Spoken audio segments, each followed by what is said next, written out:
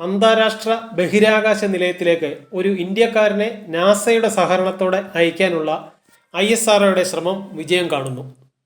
ദൗത്യം ഈ വർഷം തന്നെ ഉണ്ടാകുമെന്ന് ISRO chairman doctor S. Somanath സൂചന നൽകി. 2 ആഴ്ച നീളുന്നതാകും ഈ ബഹിരാകാശ പര്യടനം. അമേരിക്കയിൽ നിന്ന് 2, പോളണ്ടിൽ നിന്ന് ഒരാളുമടക്കം 3 യാത്രികർക്കൊപ്പമാണ് ഇന്ത്യക്കാരൻ്റെ യാത്ര.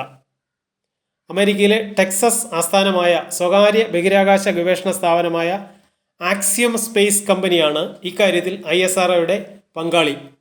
സ്വന്തമായി ബഹിരാകാശ നിലയം നിർമ്മിക്കാൻ ഒരുങ്ങുന്ന ആക്സിയം കഴിഞ്ഞ 2 വർഷത്തിനിടെ 3 തവണ ബഹിരാകാശ നിലയത്തിലേക്ക് ആളെ അയച്ചിട്ടുണ്ട്. ബഹിരാകാശ ഗവേഷണ രംഗത്ത് സ്വകാര്യ പങ്കാളിത്തം വിപുലമാക്കാൻ നാസ തിരഞ്ഞെടുത്ത ആദ്യ സ്ഥാപനമാണ് ആക്സിയം. ഇന്ത്യ സ്വന്തം റോക്കറ്റിൽ സ്വന്തം പൗരനെ ബഹിരാകാശത്ത് അയക്കാനുള്ള ഗഗൻയാൻ പദ്ധതിക്ക് കൂടുതൽ ഊർജം പകരുന്നതാകും അന്താരാഷ്ട്ര നിലയത്തിലേക്കുള്ള യാത്രയിൽ നിന്ന് കൈവരുന്ന അനുഭവ പരിചയമെന്ന് സോമനാഥ് ചൂണ്ടിക്കാട്ടി. ഗഗൻയാൻ സാക്ഷാത്കരിക്കാൻ ഇനിയും 2 വർഷമെങ്കിലും എടുക്കുമെന്നാണ് സൂചന.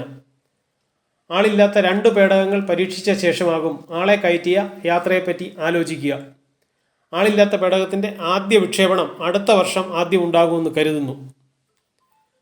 ഗഗൻയാൻ പദ്ധതി പ്രകാരം ISRO തിരഞ്ഞെടുത്ത് പരിശീലനം നൽകി വരുന്ന വ്യോമസേനയിലെ 4 പൈലറ്റുമാരിൽ ഒരാളാകും അന്താരാഷ്ട്ര നിലയത്തിലേക്ക് പറക്കുക. പാലക്കാട് സ്വദേശി പ്രശാന്ത് ബാലകൃഷ്ണൻ നായർ, അജിത് കൃഷ്ണൻ, അങ്കദ് പ്രതാപ്, ശുഭാംശു ശുക്ല എന്നിവരാണ് പരിശീലനം തുടരുന്ന ഇന്ത്യൻ ഗഗനചാരികൾ.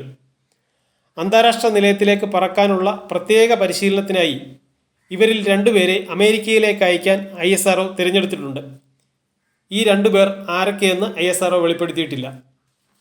നാസയുടെ ചീഫ് അസ്ട്രോനോട്ടായി വിരമിച്ച അമേരിക്കക്കാരി പെഗ്ഗി വിറ്റ്സൺ എന്ന 64-കാരിയാകും ഇന്ത്യക്കാരൻ കയറുന്ന പേടകത്തിൻ്റെ കമാൻഡർ. 4 തവണ അന്താരാഷ്ട്ര ബഹിരാകാശ നിലയത്തിലേക്ക് പോയിട്ടുള്ള ഇവർ മൊത്തം 2 വർഷത്തോളം ശൂന്യാകാശത്ത് കഴിഞ്ഞിട്ടുണ്ട്.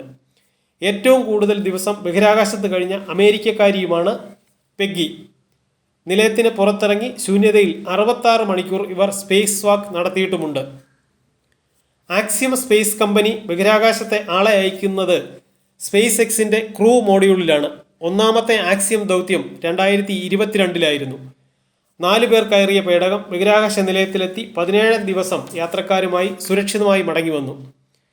കഴിഞ്ഞ വർഷം നടന്ന 2ാം ആക്സിയം ദൗത്യത്തിലാണ് സൗദി അറേബ്യൻ പൗരൻ ആദ്യമായി ഗഗനചാരിയായത്.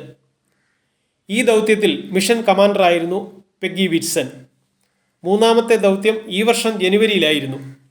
3 ആഴ്ച നീണ്ട ദൗത്യവും വൻ വിജയമായ പശ്ചാത്തലത്തിലാണ് ആക്സിയം സ്പേസ് കമ്പനി 4ാം ദൗത്യം ആസൂത്രണം ചെയ്തത്. 4ാമത്തെ സ്വകാര്യ ദൗത്യത്തിന് ആക്സിയവുമായി കരാറിൽ ഏർപ്പെട്ടതായി വ്യക്തമാക്കുന്ന നാസ, ദൗത്യം 14 ദിവസം നീളുന്നതായിരിക്കുമെന്നും യാത്രികർക്ക് നാസ നേരിട്ട് പരിശീലനം നൽകുമെന്നും വ്യക്തമാക്കുന്നു. അന്താരാഷ്ട്ര ബഹിരാകാശ നിലയത്തിൻ്റെ പ്രോഗ്രാം മാനേജരായി നാസയിൽ നിന്ന് വിരമിച്ച മിഷേൽ ടി സഫ്രിദിനി 2016-ൽ സ്ഥാപിച്ചതാണ് ആക്സിയം സ്പേസ് കമ്പനി. നാസയുടെ മേധാവിയായിരുന്ന ചാൾസ് ബോർഡൻ, നാസയുടെ അസ്ട്രോനോട്ടുകളായിരുന്ന Michael Lopez, Peggy Whitson, Brent Jett തുടങ്ങിയവർ സ്ഥാപനത്തിൻ്റെ പ്രധാന സ്ഥാനങ്ങളിലുണ്ട്. അന്താരാഷ്ട്ര ബഹിരാകാശ നിലയത്തിലേക്ക് പോയ സുനിത വില്യംസിൻ്റെ മടങ്ങിവരവും മറ്റു ക്രൂ മോഡ്യൂളുകളുടെ വിക്ഷേപണ സൗകര്യവുമെല്ലാം 4ാം ആക്സിയം ദൗത്യത്തിൻ്റെ തീയതി തീരുമാനിക്കുന്നതിൽ പ്രധാന ഘടകങ്ങളാണ്. ബോയിങ്ങിൻ്റെ പരീക്ഷണ പേടകമായ സ്റ്റാർ ലൈനറിൽ നിലയത്തിലേക്ക് പുറപ്പെട്ട സുനിത പേടകത്തിൻ്റെ തകരാറിനെ തുടർന്നാണ് മടക്കയാത്ര തടസ്സപ്പെട്ടു നിൽക്കുന്നത്.